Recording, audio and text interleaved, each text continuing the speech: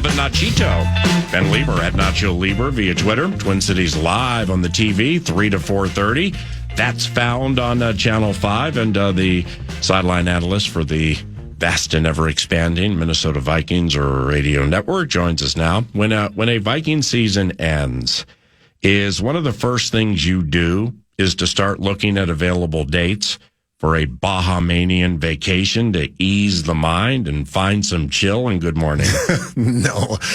Those days of doing that are long gone. Those days of doing that was over when I got done playing football as a player. So believe me, when you're a player, you are hyper focused on the season, all that stuff. But it's not like you don't have time with your spouse or your significant other to sit down at night and be like, you know, season's going this way.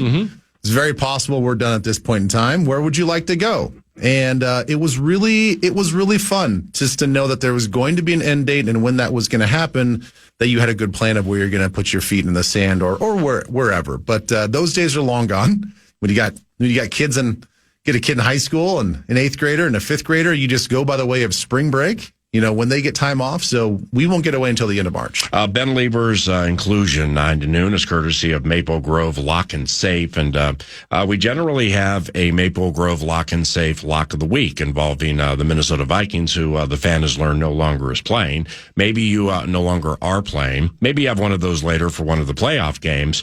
But I'd like to tie it into the quarterback, Sam Darnold, because I missed Tom Pelissero from NFL Network with the Power Trip Morning Show today. And, right before I'm heading into 9 to noon, I'm chatting with Seahawk.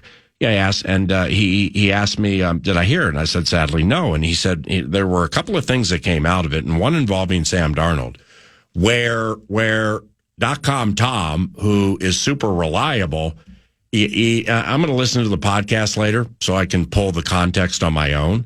But Chris made it sound like, Tom's like, he thinks he'll be back with the Minnesota Vikings next year. And he seems to say that is the most logical thing to do. And when you say that, it's, we all work in the background steam business and stuff like that, those who work with teams. So if there's some steam involved in this, I wouldn't be surprised. Or maybe there's a lot of Tom's personal opinion here, which also is super well respected.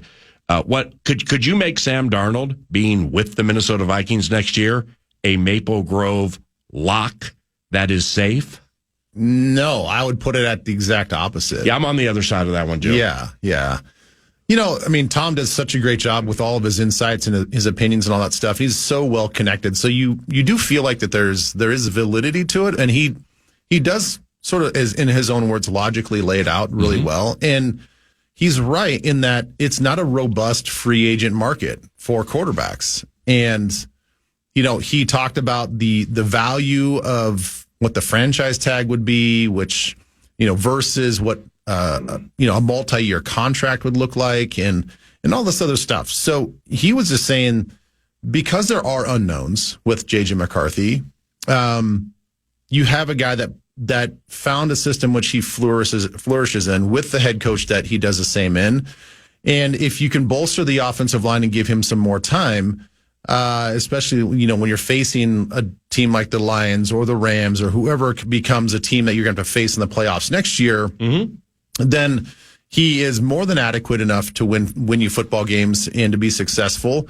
And you just build up the team around him and you should be good to go. And then you've got, after a year or two, you've got your young stud and J.J. McCarthy, which he was very adamant and like, no, they absolutely believe in this guy. Like they really think that he is the guy of the future. But, this could be both a short-term and a long-term solution, to which all of that, I'll go back to what I was saying. It does logically, the way he lays it out, it can make some sense, especially when it comes to the numbers. But for me personally, it doesn't feel right.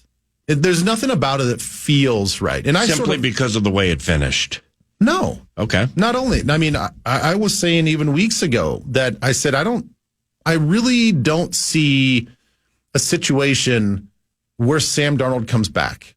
It sort of flies in the face of the philosophy that you laid out in the offseason last year with the draft pick of J.J. McCarthy, with all the things that we've heard physically and intangible wise about McCarthy. in the preseason, why would you spend a lot of money on another quarterback when you wanted to get out of a big money quarterback situation? What, and people talk about, well, JJ McCarthy's young, he's going to be inexperienced. I'm like, yeah, but you don't know what you got until you put him out there. And you can't put him out there with a safety net of like, well, we got to have this other guy behind you and a Sam Darnold who's making this money. Like, no, he needs to know that this is his team. Mm-hmm.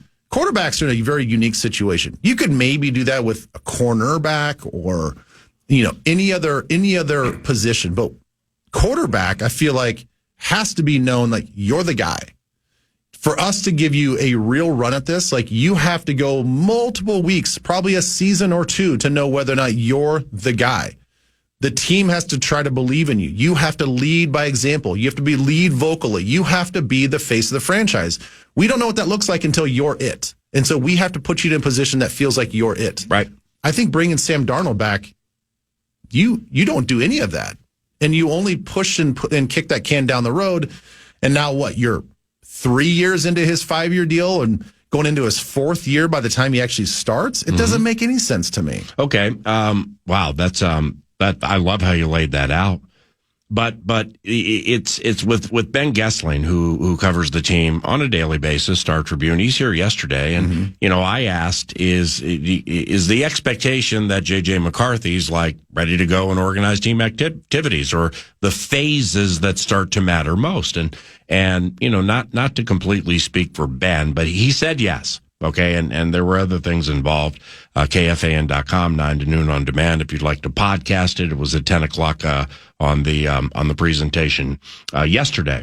Now, so there's that, and the validity and or accuracy of the pressure McCarthy can put on said knee with the expectations of what goes into organized team activities. I'm ambiguous on that. I don't know, and I haven't asked, but I think that factors into it. When it comes to the money with Darnold, franchise, I believe, is $38 million, $40 million, something like that. Somewhere in that $40 million range. There you go. So with the restructures that happen with all teams and probably will happen here with 1, 2, or 3 players and what they have available, if they get above $100 million under the cap to spend and you franchise and spend that part on that quarterback, would that surprise you? I mean, simply because if you look over the annals of time, Darnold, what they crammed into him in 1 year, that first year in a system, first year starting in a few years, best team for whom you have started,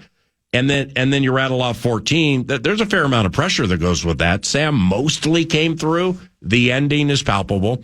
The ending should, in more than prisoner of moment fashion, I think, be long-lasting for decision makers.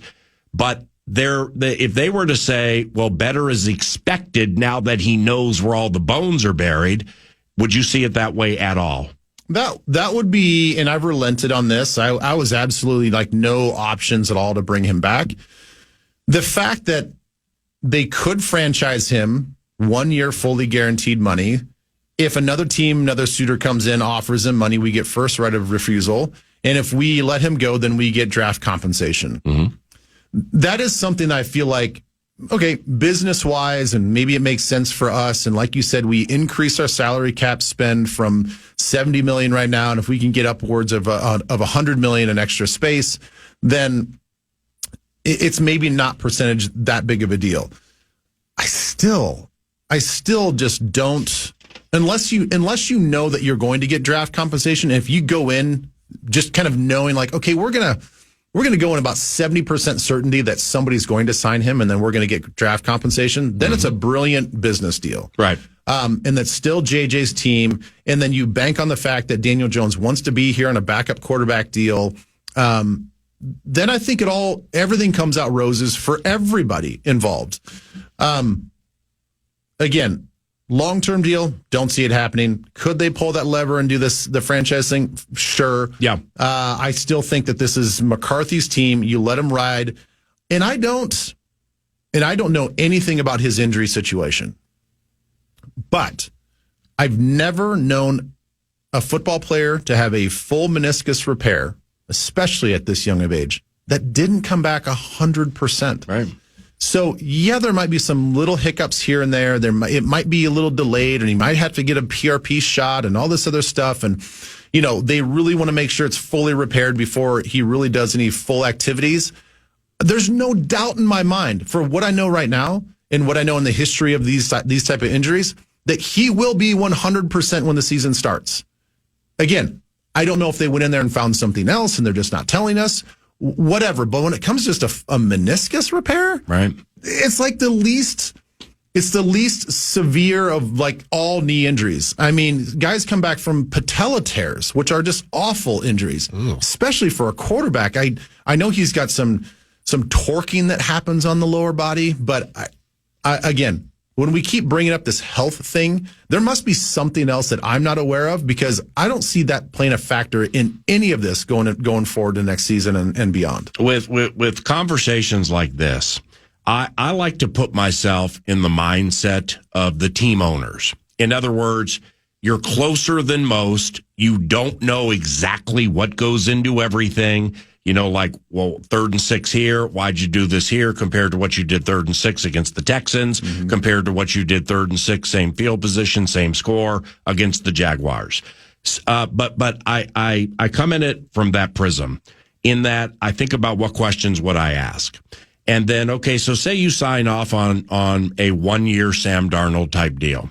And if somebody argued with me, who knew more about it, that he is the right call and he has earned this.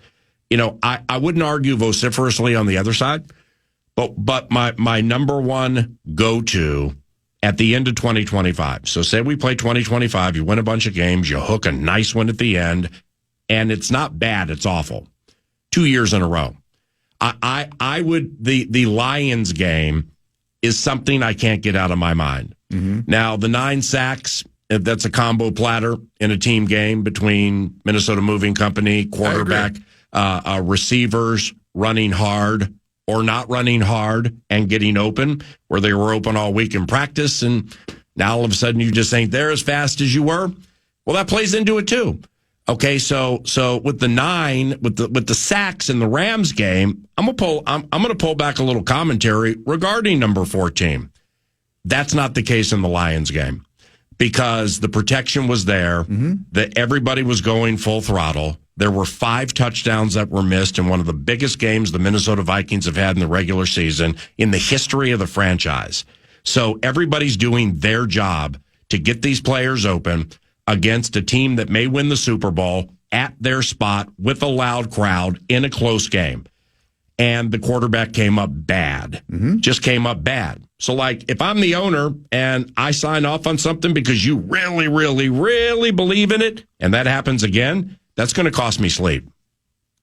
Yeah, these decisions that these executives and coaches have to make every offseason, I mean, it's maybe not to this magnitude, but I'm sure that's why it's a very high stress job. I mean, you are gambling and putting other people's investments and real dollars and real money into human beings. And human beings are flawed. Yeah. And your judgment and your analysis of human beings from year to year, especially in a team sport where you rely on other people for your success sometimes, is very, very difficult.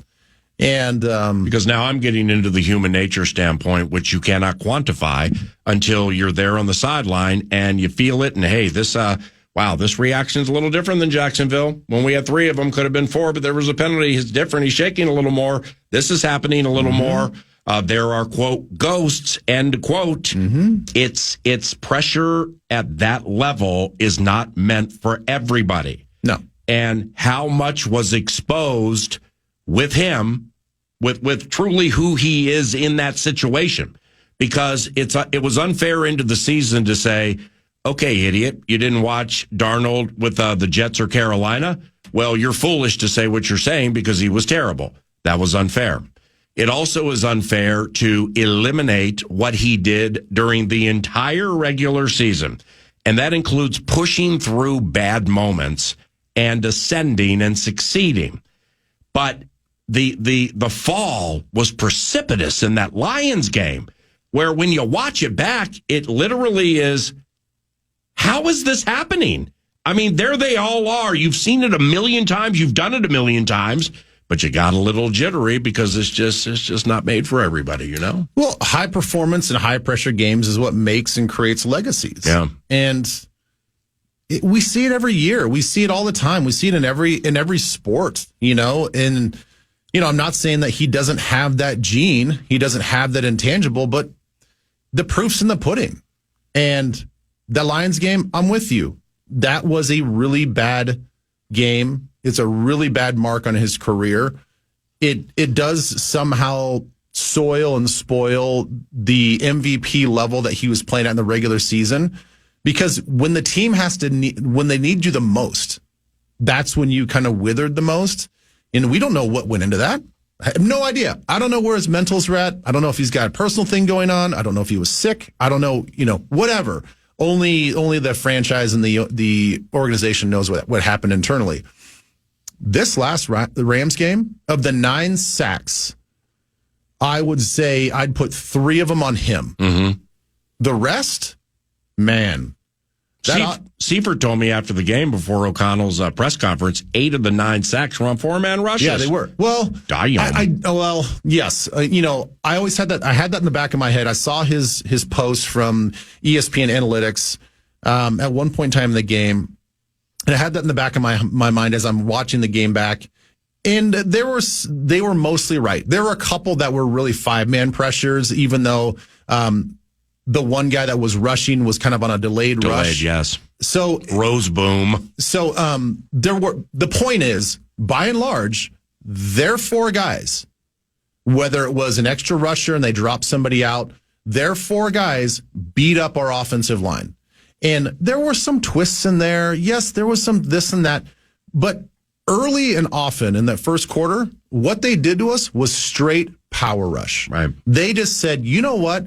Our guys are more tenacious and more pissed off than your offensive line. And they took it to us. And I really think that affected the next 3 quarters and how we looked at everything. They physically beat us up front. And to that, I guess you can just like tip your hat to them. But at some point in time, you have to have an answer for that. You know, and it is frustrating to watch the film back and say, man, this is just nothing but like a hot corner blitz in which the receiver, if you're a number 1 receiver out there and you see that your guy's blitzing from a reduced, condensed situation and you don't put your foot in the ground and turn around, that to me has always been built in. Mm-hmm. You know, I don't know all offensive systems and all this stuff, but you can't continue to run an 18-yard route when your guy's blitzing and your offensive line is unbeknownst that this guy's rushing after the snap. Right. There has to be some built-in answers. I can't blame it all on Sam. I can't blame it all on, you know, maybe the offensive line. The other guys have to step up too. And it was a collective failure in pass protection the whole game. So of the 9 sacks, I'd put probably 3 on Sam because there were times where he should have ran the football. Be athletic. We talked about it before the game started. This is his game to be athletic. Right. Show your athleticism, not just hippity hopping around in the pocket. Like break out of the pocket and run the ball for 3 or 4 yards just to live another down. Don't hold on to the football and eat it on 4th down. Throw the ball away. You're right at our own 45-yard line and you drift back to the 30-yard line, whatever it was. Like you took a gigantic loss on 4th down. It's just be smart out there. And that game was really frustrating to watch back. The locker room after the game, outside of the 2009 season, you know, which is the only time after a Vikings game I actually cried in the locker room when I got a hug from Brett Favre. It really, really shook me up. And then the game was obviously emotional. That locker room, it's a wild card loss with plenty of positivity off the season and plenty of positivity moving forward. Wow. When I walked in there and then you started that interview with Harrison Smith and props to you, man. I mean, great work with Harrison Smith and Jonathan Grenard, the interviews that I heard. And I walked up next to you and Harrison. I mean, it was Josh Metellus teary-eyed over there. And then there was another guy. It's, you know, and you know, from what I've been told from those who were in there during O'Connell chatting with the team at the end, I mean, there was a lot of there were a lot of tears in that locker room. What leads to that? Because you've been on teams, you were on that '09 team. You know how emotional that game was, and you know how what you had there with Brett Favre and Percy Harvin, Rookie of the Year, and Adrian Peterson in his third year, and Jared Allen and the Williams Wall, and you played a ton of snaps, and Antoine Winfield, greatest corner in the history of this team. So you were around something unique and something special. It was unicorn-esque. This one was good, but it wasn't really unicorn-esque. You know what I mean? It was just a really good team. Why do you think everybody was so emotional after the game? Well, I mean, obviously the finality of it is tough. I would say from my perspective in '09, it was a true sense that we were a Super Bowl championship level team. Mm-hmm. It wasn't just that we're hopeful. Yeah. We all really believed it. And you outplayed them. And we outplayed them and all that other stuff. It was the shock. It was the shock of it all at the end of the game in New Orleans. That was hurtful. And then it all gets sort of exacerbated when you are hugging your teammates and basically saying thank you and goodbye. Right. You know, some of these guys, you already know the guys that probably aren't going to be on the team. And for some of us, and it is personally, it's your last time on that team. So it's a lot of emotions sort of avalanching and crashing down all at the same time. And there is anger, there's disappointment, there's bitterness, you're pissed off, but at the same time, you want to love on your teammates and appreciate them and all that stuff. So it is very, very difficult. And in my moment with Harrison, it was hard not to get captivated by his emotions when you're standing 6 inches away from him. But it was an immediate flashback for me of what that feels like. Like, I know what you feel like. It sucks. It sucks real bad. And, I'm sure that they were like us in '09, maybe a different path. But if they really believed it like we believed it, then I can see why they hurt so much. He's all done, right? I mean, I think so. So do I. I don't want to speak for him because, I know how these things go. You give your mind and your body a month off, and all of a sudden, like, all the aches and pains that keep you up at night and really prohibit you from being the athlete you feel like you are, all those things go away, and you're like, okay, my body doesn't hurt anymore. I think I can do this again. Like, It's kind of fun. I'm going to miss the guys. But then you got to deal with if somebody truly wants you back. Well, I get that. Well, that's too. Part of it too. Well, I'm not saying it's going to be here. I'm just saying, is his career over? I don't know. I definitely think it's probably most likely his career's over here. Yeah. Which will leave a giant hole. I mean, we have weeks and weeks to talk about this and who's going to be here and who's not going to be here. But I think we're going to have a big hole, a big void at the safety position because I don't know if I see both of these guys coming back. More on this and some season closing Vikings conversation with Ben Leber around the corner, courtesy of Maple Grove Lock and Safe. But first, we offer this. The Fan wants to give you a chance to put $1,000 in your hand with the National Cash Contest. Go to KFAN.com. Enter the keyword cash, and you might win $1,000 with the keyword cash at KFAN.com.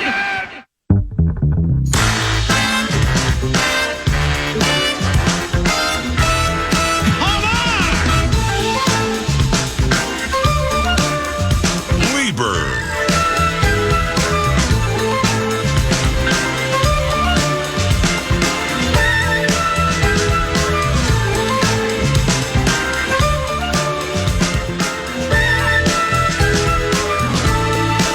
So, with Harrison Smith, just to land the plane here, why is he so important to the Minnesota Vikings locker room and the hidden cohesiveness that goes into good teams? Well, every locker room and every side, every phase of the game, offense, defense, special teams, they need your leaders. You need guys that that you can consistently rely upon to not only say the right thing, but to be what we always call is to be a pro. And so much of it, we've heard it even with the Jordan Addisons, where some of these young guys just need a mentor to learn and visualize and watch even through osmosis of just like what it is to be a pro all the time, And Justin certainly is that for the receiver room and for the offense, and Harrison absolutely is that guy and has been that guy. And so there is value to that. It's just how much value you're going to put into that, and how do you attribute playing time to that as well? You saw the Terrence Newmans of the world come into this, teach the scheme as well, kind of be an on-field coach, be the mentor to some of these young guys, but kind of knowing that he was going to be a spot player at times. Mm-hmm. He wasn't going to be a 90% defensive snap guy. Kevin O'Connell said, Ben Leber at Nacho Leber, Twin Cities Live today, by the way, weekdays 3 to 4:30, Channel 5. Follow our beloved Nachito there. And all of this is courtesy of Maple Grove Lock and Safe. And good morning. Kevin O'Connell said a bunch of times the last couple of weeks after the Lions and Rams games, and subsequently in press conferences, and maybe at Twin Cities Orthopedics Performance Center on those Tuesdays, where I was lucky enough to have him for about 30 minutes each week. He would say, quote, "And I need to do a better job," end quote. I need to coach it up better, however you want to put it. We've heard that 8 million times. The majority of the times, it is to deflect attention from somebody who's absolutely getting slaughtered in the media or for a performance or something like that. But there are times when you say it as much as he said it, that there's something that's true with this that he's thinking about, where he looks back at it and he's like, okay, this is repetitive and I need to do a better job in some facet. I don't know what that facet is. You know better than me. It's hard to correct certain things during the course of the run because you have to put so much time into getting ready for the next guy. So therefore, what are we going to do? Put on pads and have tackling drills to work on things like that in December? That ain't going to happen either. So I understand the complex nature of what goes into fixing and preparing. So let me ask you this. Off, and I need to do a better job multiple times. What are some facets where you think the offense can do a better job? Good question. Well, the first one, better pass protection, whether it's concepts, recognition, or just execution. Those guys have to do a better job. They just do. And if you break it down at the end of the season and you feel like it's more physical limitations than it is scheme, well, then you got to find new players. That's just the nature of the game. If they can't do what you're asking them to do on a consistent basis, then you got to find a way to upgrade those positions, whatever positions you think there are. I think a large part of the fan base is thinking interior offensive line, whether that looks like guard, center, guard, or if that's just like a guard or maybe two guards and the center's fine. I don't know what that looks like, but that seems to be the prevailing thoughts on the offensive line. Maybe from a play calling standpoint, maybe having some built-in outs, like I was talking about when, I'm sure, that the receiver, when you see a blitz coming, there has to be an adjustment. Whether that player makes the adjustment or not, I don't know. But it does seem like in the last 2 weeks, when we have seen, especially with some of the all-out zero blitz that the Lions were doing, there just didn't seem to be a lot of go-to answers.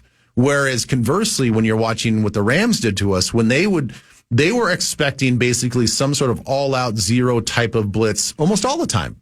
You almost go in with the mindset that every down and distance, you're going to get some sort of pressure. Yeah. So with that mindset, they always seemed like they had a little bit of an answer. They didn't always execute. I would say from after the first quarter, our defense outplayed their offense. Yep.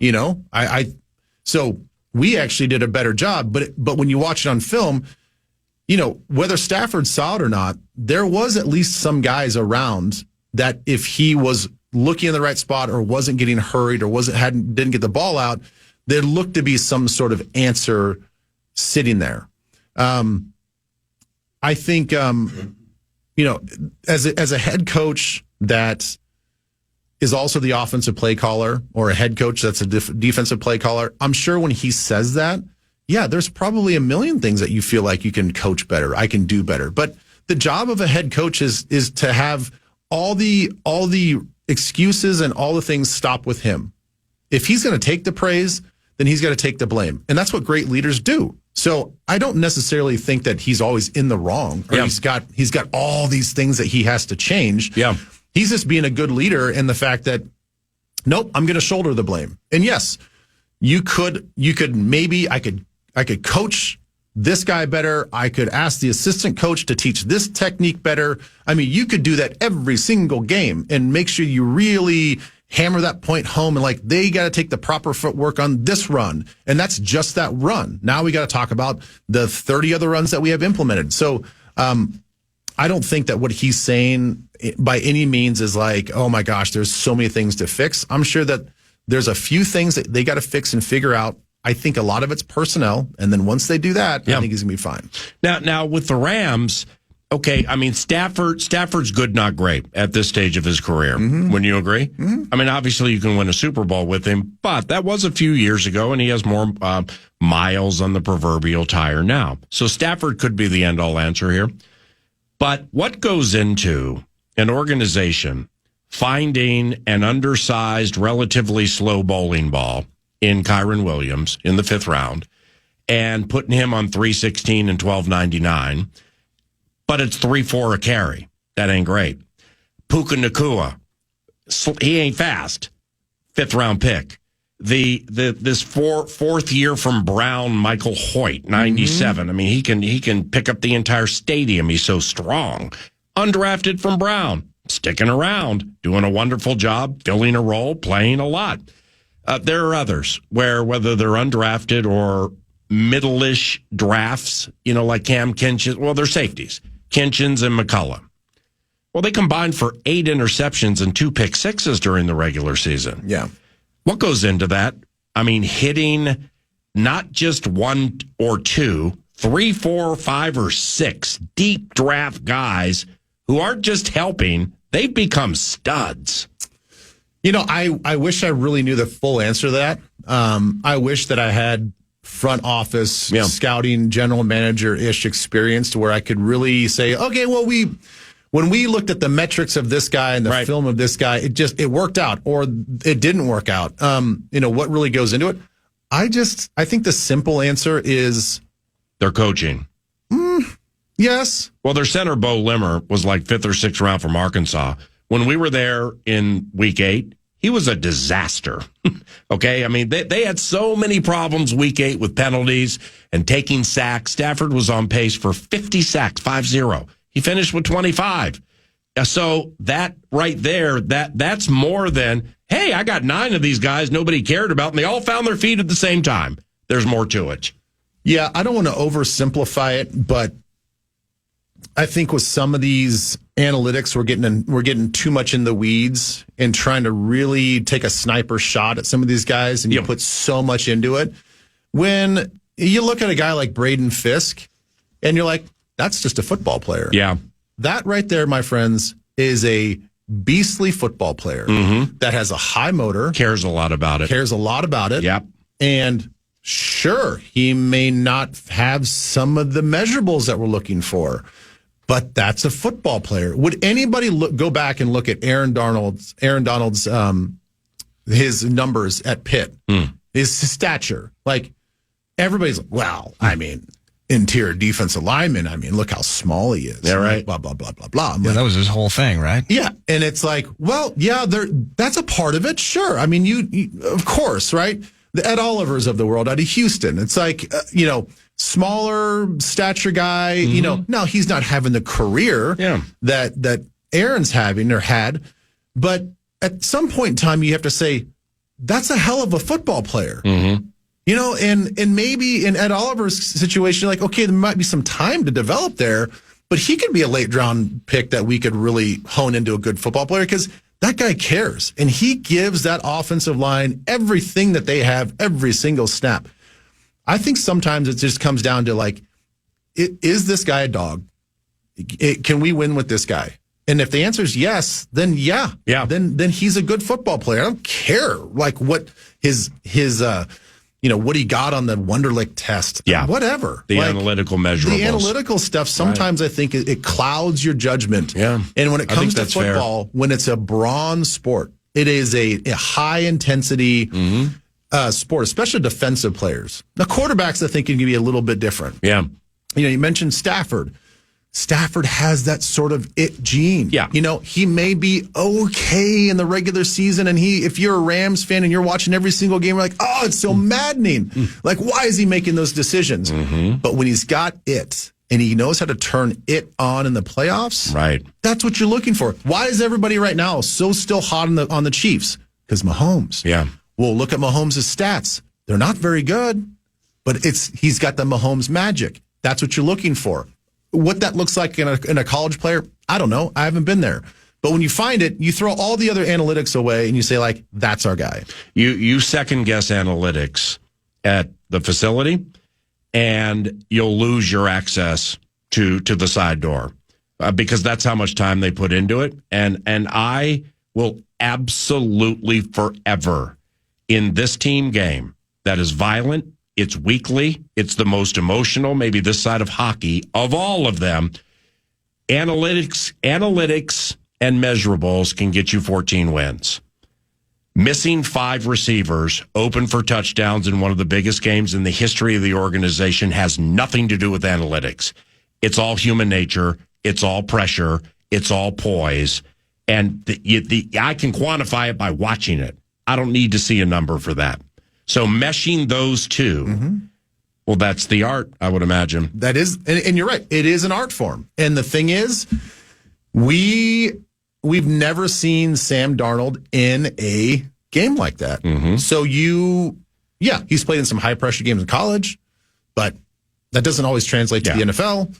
And so, unfortunately, you can have your analytics, you can have your old school football analysts and scouts and say, yeah, this guy's got it. He's going to be fine. Until he actually gets out there, you don't know what that looks like. And obviously, what we saw in Detroit is something that we all wish that we could take back, including Sam. Hope to see you next week, okay? Yeah, real quick. I do have a Maple Grove lock and safe lock of the week. Give it to us. Small flex. Small flex. Sorry. Ravens or Bills? And why? I will be with the Westwood One crew this weekend. Yes! Rams at Philadelphia at 3:00. Wow. On AC. Hey, let's do this. Covenant claps for our boy. I'm very excited. I'm not doing color. I will be on the sidelines just like I've always done on the Vikings radio network. But here's how it proves I have all your albums. The last time you were on the sideline for Westwood One was Cleveland, Pittsburgh. Yeah, a season opener, I believe. I don't know if it was a season opener. I have all your albums. Okay. Either way, I'm really pumped to work with Ian Eagle and Charles Davis. It's going to be a great great broadcast. And Ian's the best, dude. Ian's like the best. among the national guys, so good in hoops with the nets and stuff. Yeah, his punchy one-liners are fantastic. Have you heard his kid, by the way? Yeah, I forget his kid Noah is unreal. I think he's great. He's very good. Family business. Yeah. Anyway, so that is your lock of the week. Yep, and it's a lock that I'll be listening to a safe call from Ian, Charles, and our beloved Nacho. And we'll watch you on TV today, okay? All right, thank you. Thank you. We'll be right back.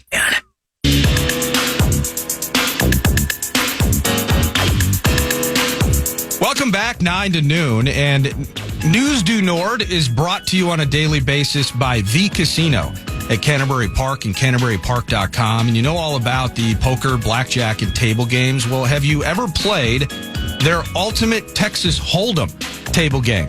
Because they have a $100,000 bonus going on from tomorrow, the 17th, through the 21st, where they're just, Canterbury's like, okay, I got this pile of money. It's $100,000 to be, in fact. Yeah, that's exactly.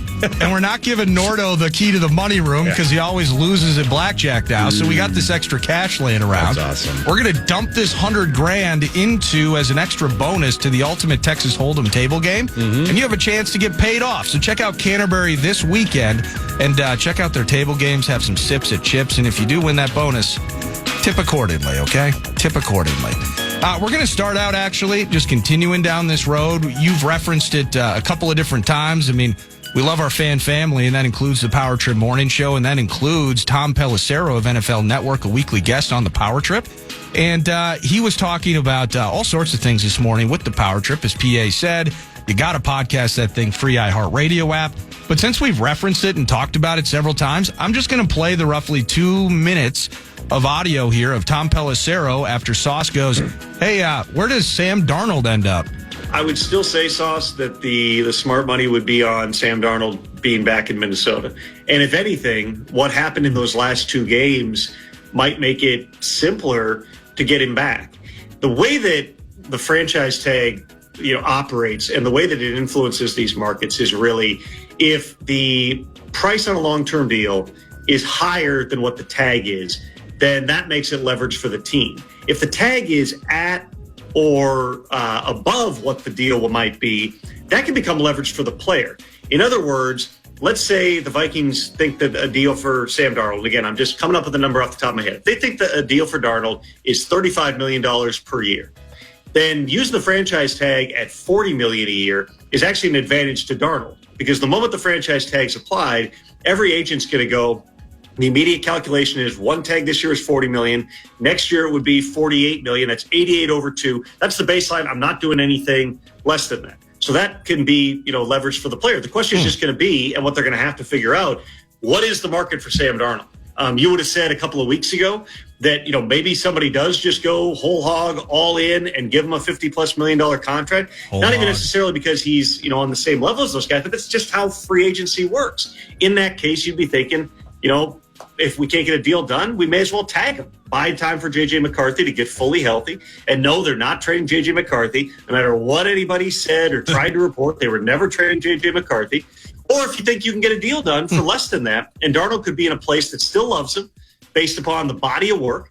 The last 2 games were not good. I don't think anybody would lie to that. Does he take, less than that and just get the deal done and get some level of security that, hey, JJ's still recovering. He's not going to be ready to start next season, not physically, but I'm saying just overall readiness. Let's just take the deal. You're going to be starting in 2025 for the Vikings. These are, complicated types of things. The fact that for 15 games, he looked like he was playing at a borderline MVP level.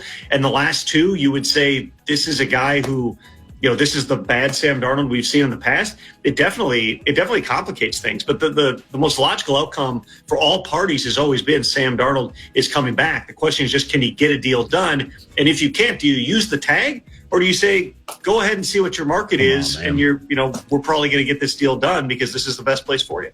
Well, Tom had to hit us with the all logical parties. It's correct. It's the most logical outcome for all parties. Okay, yeah, and that's and Tom and I are good friends. I love Tom. He's not going to be offended by me saying this, but it's akin to somebody telling me what the reality is. Where it's when people are like, here's the reality, I just back off a little bit and I'm like, you know what? I've been waiting 59 years to hear what the reality is. So let me gather myself for a second. Get a pen and a pad. Yeah, this potentially is more than an epiphany. So logical parties. Why after, and I'm not running Sam out of town. If Sam Darnold is the quarterback next year, I stick by what I said with Nacho Leber. If somebody sells the hope and the facts that if you look over the course of time at those who do something a first time, and it involves pitfalls, but it also involves escapades that climb to the top. They should be better the second time around because they're gifted that way. Yeah. That can be proven. Absolutely can be proven.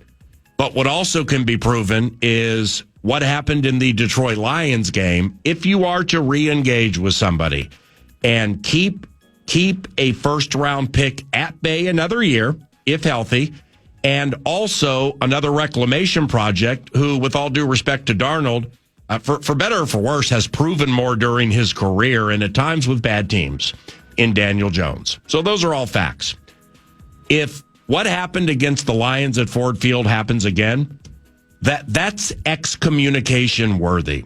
It's, you told me this, I believe this, and right. I'm like, hashtag faith this. And it happened again and we're done. Yeah. It happened again. How did we not see that this man can't handle whatever in these situations? Right. So that's where my mind is with the whole thing. And plus, I like the Kwesi Adolfo-Mensah approach. It's a mercenary approach, but it involves analyzing players who are available in free agency, who have succeeded and or failed against the exact same teams and players you are going to see on your schedule. You are going to see in your division. So that's how you fall into Van Ginkel. That's how you get Renard and Cashman and players who have succeeded and or failed, but you know where they are and what the trajectory is supposed to be. And there were 14 of them, I think, and most, if not all of them, worked. Yeah, I think but you need money for that. I think that's tough to sustain. I still and I get it's impossible to sustain. So I'm kind of with both of you here from the standpoint that the way you laid it out, 100% on your end with Sam, and it's not, like you said, it's not about running him out of town. I don't want to apply any significant future dollars to Sam Darnold. Now that means, that has to come with a why. Well, the why is because, again, as I said yesterday, these two games for me, that outweighs the good times. That outweighs sweeping the AFC South. And you have a right to that opinion. And that's how I look at it. We did give him finally an opportunity to have that massive high pressure spot. Oh, he came through. He did not come through in the Lions game. And we can look at those other variables and such in the Rams game. He didn't lose the game on his own. Agreed. But those last two games for me weigh a lot. But I think what Tom was trying to say is it is the most logical outcome from the standpoint of the lack of understanding of what his actual market is, the number of teams that are going to be vying for his services. I think it was interesting on two different occasions in that audio stretch. He did allude to the idea of, is J.J. McCarthy ready? And that's not from a physical standpoint. Is he ready to start games in the National Football League? Mm-hmm. Is this franchise ready to hand the keys to that soon-to-be 22-year-old, the young kid who is fresh off the injury, now healthy, but still effectively, save for classroom time, is sitting at nil experience in the same way he would have at the beginning of this year. So I don't find it to be as logical as you guys do. I mean, I can understand it as pragmatic. Well, it's connecting. Okay, pragmatic's a good way to look at it, where, again, if you're just putting all of those factors in, it is a very logical outcome for someone to reach in terms of we find some sort of short-term money. Did these two games, if they weigh a lot for other GMs like they weigh for me, I ain't giving them $40 million. I'll give them $2 and $35 and see if we can connect and reconnect some of those dots from earlier in the 2024. That's very fair. And would Kwesi and the Vikings be in on competing for a $2 and $35 deal versus a $40 million franchise tag or some other multi-year bid? Well, I understand. And the money will be the money. I have no idea what it is or truly what is fair. Because there was one point just 3.5 weeks ago where it could have been a Cousins-esque deal that he got from Atlanta. It may have been. So now, like $100 million guaranteed potentially. See, now that gets to a short-sighted view on something that generally I renounce, where it's like, well, how are you going to look at this 2% and forget the 98? I don't like that in a prisoner of society. I understand. No, a prisoner of the moment society. But the 2% does let way me finish, more please. Let me finish, please. But I'm in lockstep with that take. Yeah. Simply because I don't believe analytics work in football as much as some other people do, and simply because I've been around hot moments in the National Football League for so many years and so many times that you can see when the rubber meets the road. And you know what a crash looks like, as opposed to somebody who regular seasons for dough and somebody who big moments for show. And then the show ain't good and they pull the curtain. So is it going to be repeated is the first thing I would think. Yeah. Is that who he is? Because you can't say Sam is who they said he was. Right. No, he's not. He outperformed that. It's exponential. And you're an idiot if you look at it that way. He's better than that. But when it comes to what we saw and what we saw back from that Lions game, that is a 10 of 10 unacceptable in moments like that. Yeah. Because you lose the game and now people are catching strays. It's Hawkinson's not making great catches. Will he ever make a circus catch? O'Connell needs to run more. Our guard situation sucks. No, all of that was fine. Is one guy missed five things. Yeah. And if he doesn't, you win. Correct. So that right there, the deer in the headlight bit, how do you analytically quantify that? You can't. You cannot. And so therefore, It's like I said, it's when people become short-sighted and they see one thing and that's the answer. No, it's not. Mostly it's not, because you're forgetting 8 million things that happen to lead to getting there. Sure. But when it's that stark, I think it's very, very fair to elevate the quantifiable percentage that you're putting in this pie. That is him determining the big slice. The big slice means somebody else gets it or I get that big slice. Which one do I prefer? Yeah, absolutely. It's very difficult. It is. And that's and that's where this still, again, logical or pragmatic or however it was framed up. It's just that's the difficulty of this decision comes into if he was truly looking at a 9-figure deal and now, is that chasm, that gap as stark as the first seed or 5 seed on the road? Is that truly that's what it is? What a couple of weeks or 8-9 days did to Sam Darnold here? That's perfectly put, because the 9 figures get you a 1, and if you don't get the 1, you go down swinging in ways nobody's ever seen. Yeah, you don't not see 5 uppercuts and then everybody's dead. It just, you don't go from a 0 to a 10 in a short amount of time at the worst time against a depleted defense that, Amik Robertson played the game of his life. I mean, there just are so many things that I could share about that Lions defense, whether I heard or I know, that just were not capitalized on for one reason. Yeah. And I know there are 70 plays in every game. And sure, on 65 of them, you could have done different things and maybe taken an 8 and made it a 15. Maybe taking a 2 and made it a 7, and now all of a sudden it's third and 2 instead of 3rd and 8. Yes, all of that matters. That's what makes football so beautiful. But one thing I do know is when you draw up a play and they embarrass an overmatched defender and get themselves 4 yards open, that has to be hit in those moments. I mean, 4 or 5 times minimum. And I think and then you got a different season. Part of that too, whether it's prisoner or moment, and just the way that I've viewed it, it's very rare in situations like this, PA, where it is so obvious or so clear. Because in a lot of cases, it is kind of piecing together, well, this play didn't go the right way. This moment was bad. Awful moment from Blake Brandel. But then this happened and he was really good. And you play this game of pointing fingers at 8-9 different people. And that is kind of the stark way, and that terminology you used is such where it truly is. You can just look at that game with everything on the line as a regular season finale, and you can say, actually, the routes in the red zone were fantastic. Justin Jefferson was open multiple times. Wow, there's Jordan Addison. Wow, there's Jalen Naylor. Wow, these were the moments, and the lights, sadly, were just a little too bright for our guy. And what he has to now, the story he's going to tell with people as he enters this offseason, the conversations he'll have with the Vikings, maybe conversations he has with other teams.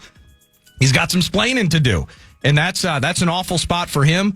I stay steadfast, though. Those last 2 mean more to me in the end than the awesome moments that I'm going to appreciate and respect the hell out of. Yeah. But that's where I would be at with Sam. And so the dollar amounts, when I start hearing franchise tags at 40 and I hear 2 and 88 and those agent conversations that always take place, and he's right, that's exactly what's going to happen nearing the combine and the weird tampering bit. I don't want to make it like it doesn't shock me or scare me at all. It gives me a little bit of pause again. And maybe that's the recency. Maybe 2 weeks from now I can take a breath on it, but I can't right now. That's a lot of cash for what we just saw. But the next layer or step to that has to be they may do this, but they may trade him. Right. So therefore, I'm the one. You think that's risky? In emotional fashion, but I've thought it out and I'm sticking with it when I say I believe the quarterback room next year is McCarthy, Daniel Jones, and Brett Rippon. Yeah. Okay, it's the 4th time I've said that this week. I don't have steam on it. I'm riding my discernment from following this team.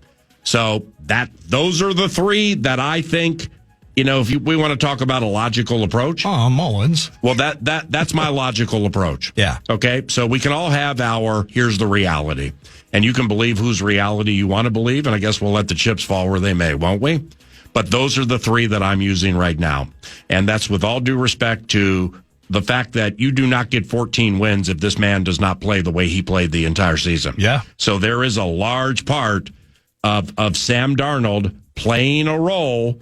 I'm not going to forget every single thing I saw or said or reacted to over the course of months because they matter. And without it, you're not in the playoffs or you're at a different place, where hooking the Rams, you didn't get them at a great time, but nevertheless, it's a beatable bunch, as we may see this weekend. Yeah. However, I also have the right off past performances and equity of things I've seen and things I know from more than 2 months, more than 2 years, to know there are times I run into people that I just know they can't handle a situation, and it ain't made for them. And that was that in the Lions game. Yes, it was. I'm not as harsh on the Rams game with him as you are. The Lions game is a because I've watched back that Rams game, and there were a lot of problems, but we didn't have guys running free in the end zone for touchdowns repeatedly that would have flipped the game. Well, that's something I did ask you actually off air, and we haven't talked about it. And then you kind of went down that road a little bit where, it can't just be Sam, the offensive line and what they were doing, but maybe these plays in practice throughout the week where guys were 4 yards open, 5 yards open, working their way into a spot. Maybe we didn't see that as much in the Rams game as we have in other aspects of the season. Yeah, you're right. In this case, in some ways, it took a village. Darnold off the Lions game will, of course, take the Lions' share of the blame for that one as well, even if it's not necessarily warranted. So 9 to noon this time of the year, always segues to focus on different sports more intently. Even though we are in a what's next plan mode for the Minnesota Vikings, that's yearly. It's all part of the Brian McKnight one last cry business model, which we have fortified and patented. And you know what? We happen to think it's quite logical. And in fact, it is the reality. We're just going to, everybody tells us what the reality is and what logic looks like, then we can do that too. And we're going to do that right now. So if you're interested in investing in the Brian McKnight One Last Cry business model, then you can contact Eric Nordquist at Mad Producer 1 via Twitter, and we can start the conversation there. But the segue includes, of course, the Minnesota Wild, the Golden Gophers hockey team, and stuff like that. Sky Uma McTockett, Pat Micheletti joins us around the corner, but first. Yeah, the fan would like to give you a chance to put $1,000 in your hand with the National Cash Contest. So go to KFAN.com, enter the keyword credit. You might win $1,000 with the keyword credit when you go to KFAN.com.